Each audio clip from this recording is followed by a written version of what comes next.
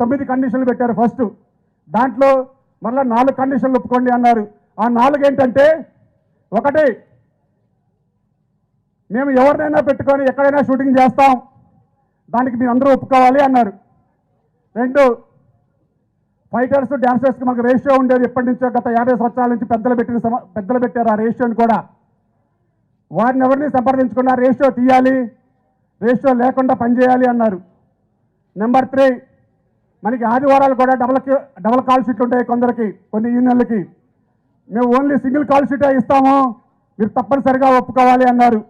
4వది, మనం 50 సంవత్సరాల ఇండస్ట్రీ చెన్నై నుంచి హైదరాబాద్ వచ్చిన దగ్గర నుంచి కూడా 6 గంటల నుంచి 6 గంటల కాల్ షీట్కి మన మైండ్ కానీ మనం కానీ మొత్తం కూడా అలవాటు పడ్డాం. ఎక్కడైనా సరే వివిధ రాష్ట్రాల్లో అంతా కూడా కాల్ షీట్ల ప్రకారమే ఉంటుంది. ఆ విషయం అందరికీ తెలుసు. కానీ వారు కొత్తగా ఇప్పుడు 9 గంటల నుంచి 9 గంటల కాల్ షీట్ కావాల్సిందే అని వారు చెప్పడం జరిగింది. దానికి మేము పలు రకాలుగా ఈ రోజు వరకు కూడా దాన్ని ఆమోదించలేదు.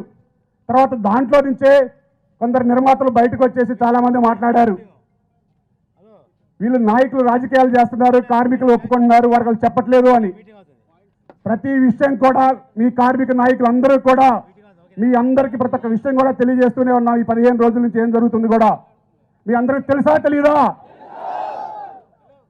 కానీ మనలో ఐక్యత లేదని, వారు ఏమి చేయలేరని, 10 రోజులు వాళ్ళ షూటింగ్ బంద్ చేస్తే వాళ్ళే మన దగ్గరకు వస్తారని, వారే కడుపు కాలితే వాళ్ళే వస్తారనే విధంగా ఎవరికి నచ్చినట్టుగా వారు మాట్లాడుతూ ఉన్నారు. ఆ విషయాలు మాకు చాలా బాధ కలుగుతున్నాయని చెప్పేసి పలుసార్లు ఛాంబర్లో చెప్పాం. సార్, మీరు పెంచిన తర్వాత మీ కండిషన్లు ఏంటో అన్నీ మాట్లాడుతున్నాం, ఎంత పెంచుతారో క్లారిటీ చెప్పండి, కానీ అనవసరమైన విషయాలు మా కార్మికులే ఓపికను కనుక తప్పుపడితే మాత్రం సహించేది లేదు. కాబట్టి మీరు కార్మికులు ఒక్క మాట అంటానికి కూడా వీల్లేదని మేము ఛాంబర్లో చెప్పాం.